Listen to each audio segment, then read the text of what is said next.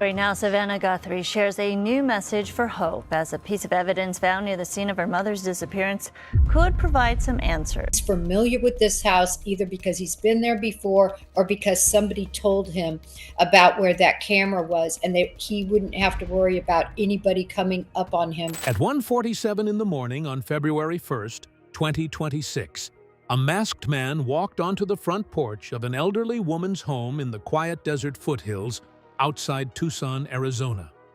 Within the next 41 minutes, the woman who lived there would disappear without a trace.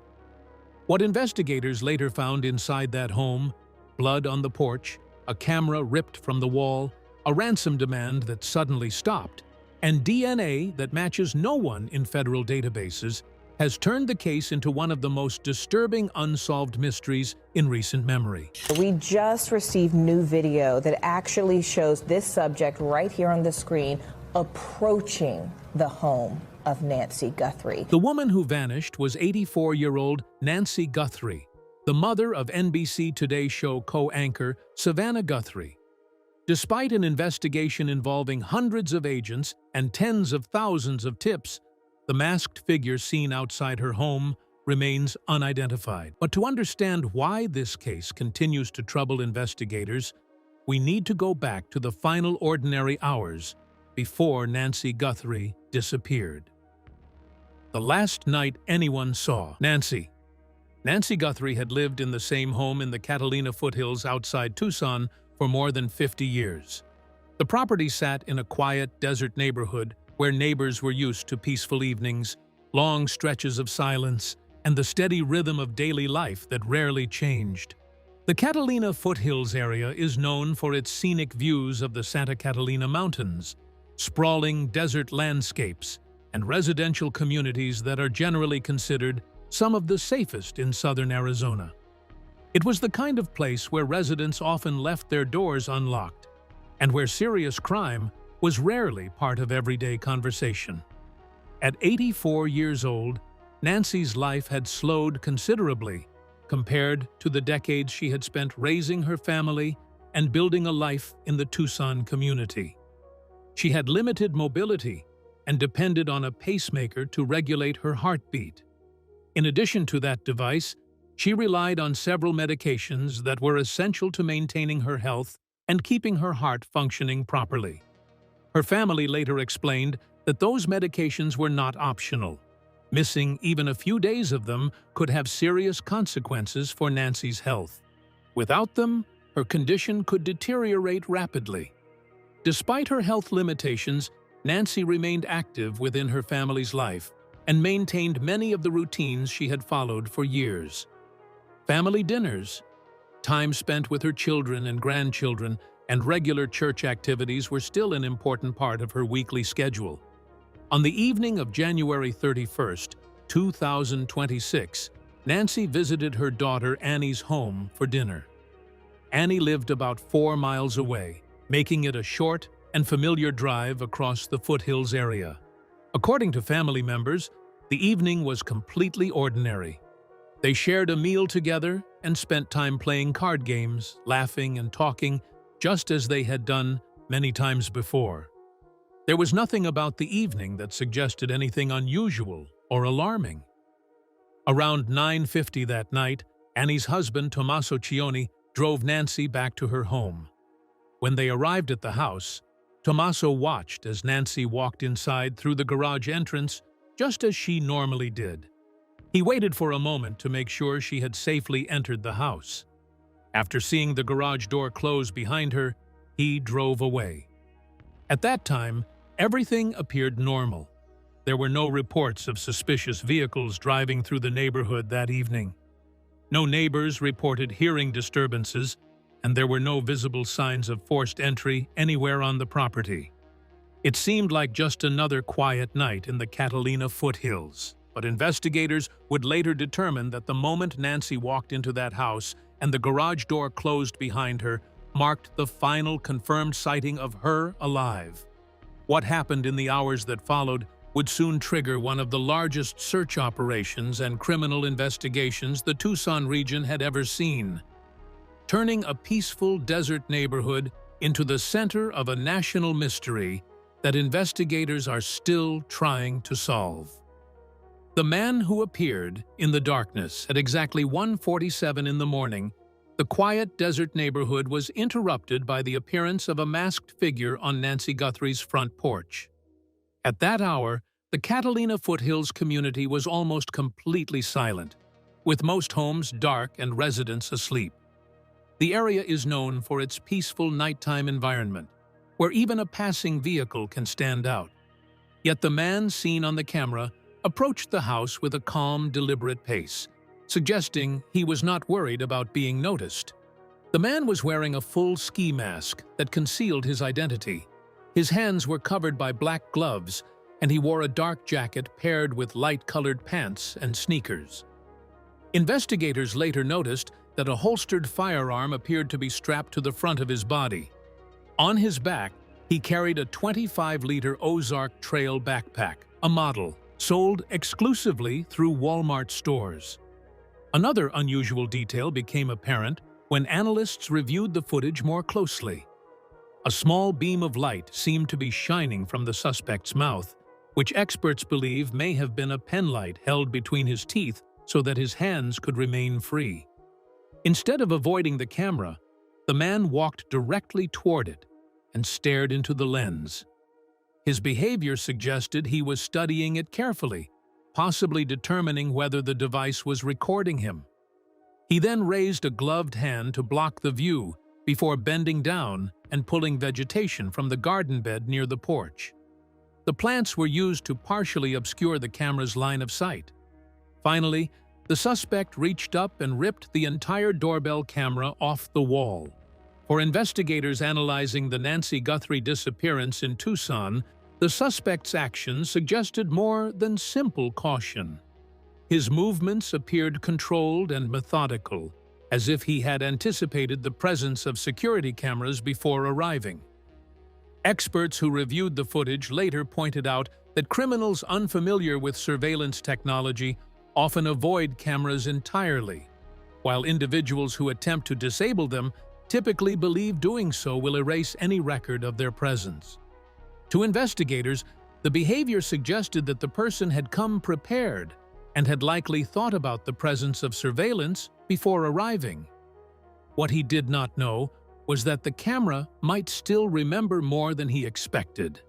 The 41-minute window, Nancy Guthrie had installed Google Nest cameras around her home, but she did not have an active subscription that stored video footage permanently.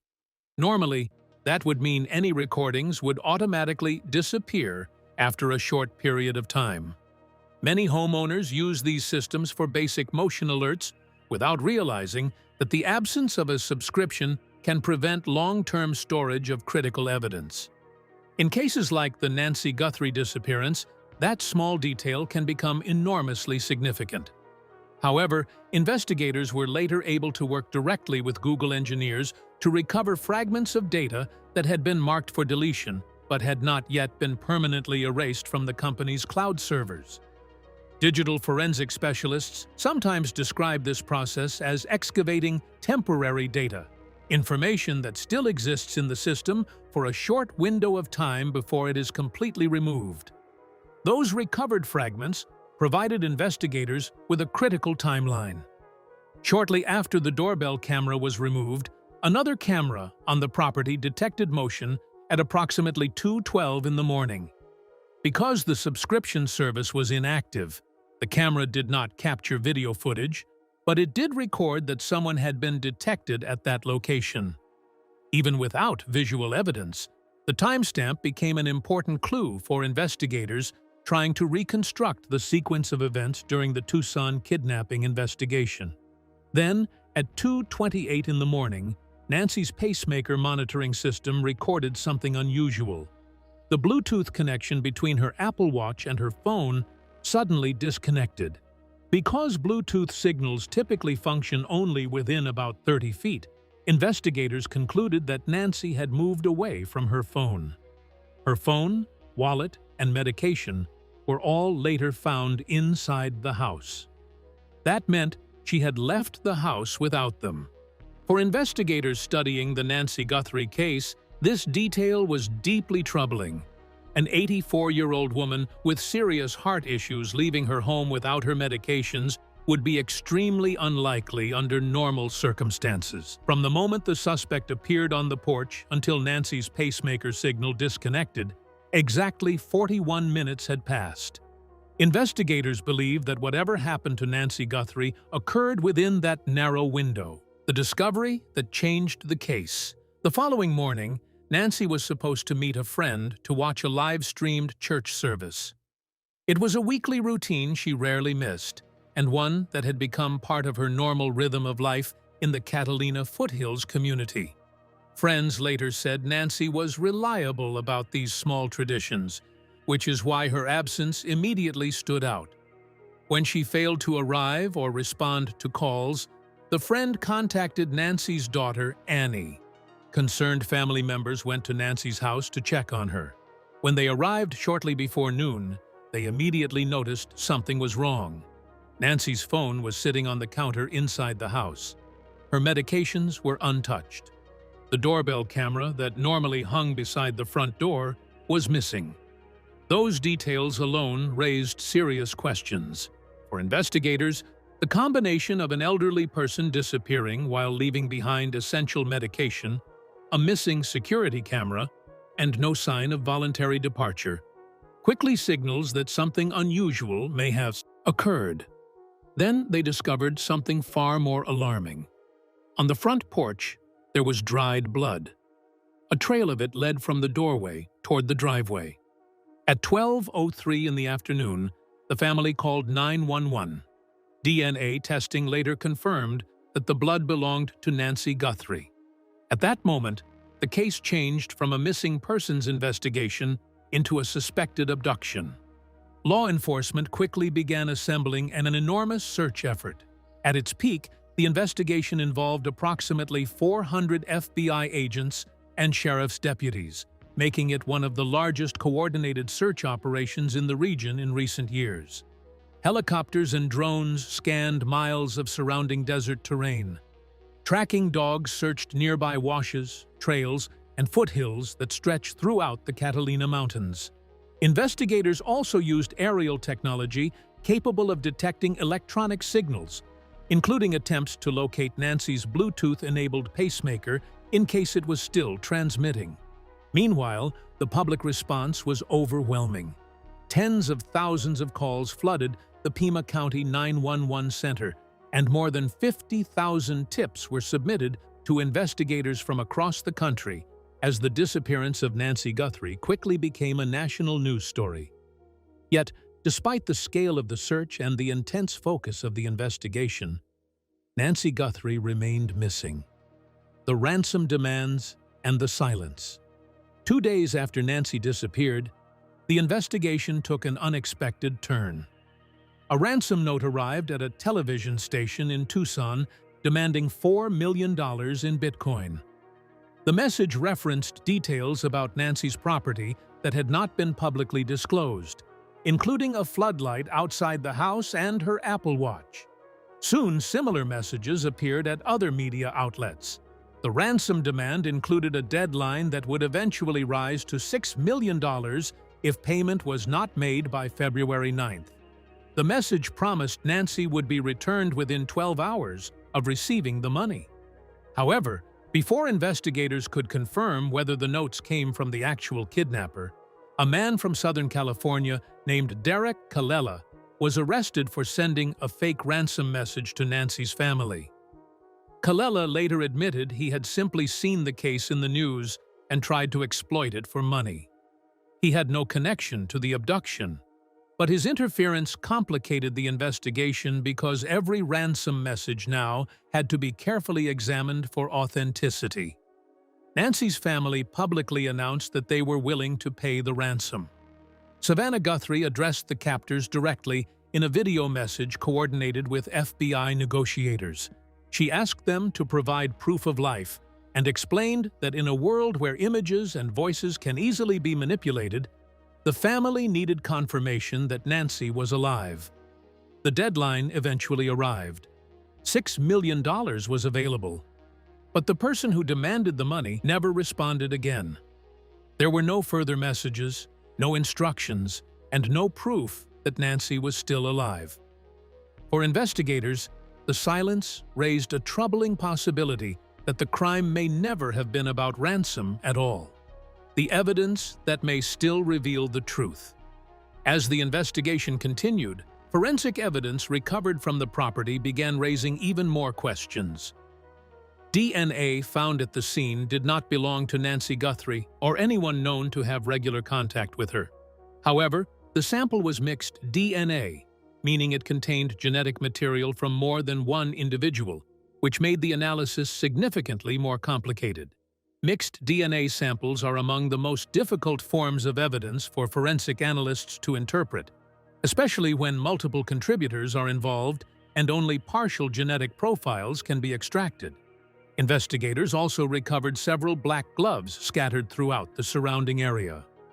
One glove discovered approximately 2 miles from Nancy's home appeared visually similar to the gloves worn by the masked suspect seen in the doorbell footage.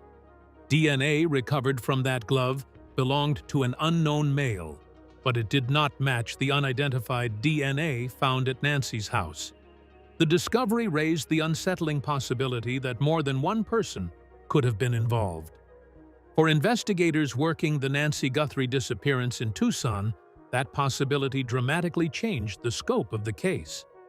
If multiple individuals were present, it suggested a level of planning and coordination far beyond a spontaneous crime.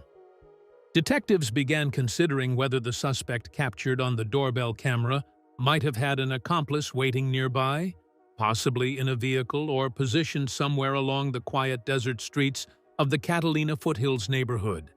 At one point during the investigation, law enforcement officers were also seen opening a manhole cover connected to the property's septic tank and probing inside with long metal poles while documenting the search. Officials did not disclose what they were looking for, but experienced investigators noted that such searches are typically conducted when authorities are eliminating every possible location where evidence might be hidden.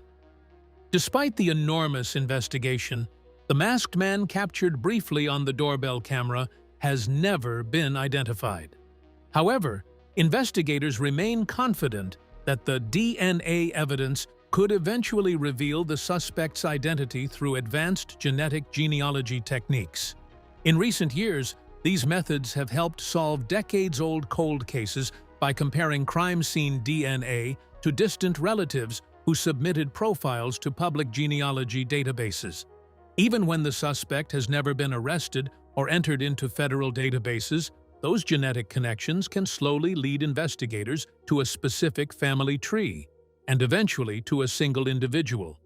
As one expert explained, DNA has a way of remembering even when people try to erase every trace of what they have done. The question that remains today, the disappearance of Nancy Guthrie remains one of the most troubling unsolved cases in recent years. More than 50,000 tips have been reviewed. Hundreds of investigators have worked the case, and advanced forensic technology continues to analyze the evidence. But the man seen outside Nancy Guthrie's home at 1:47 in the morning still has no name.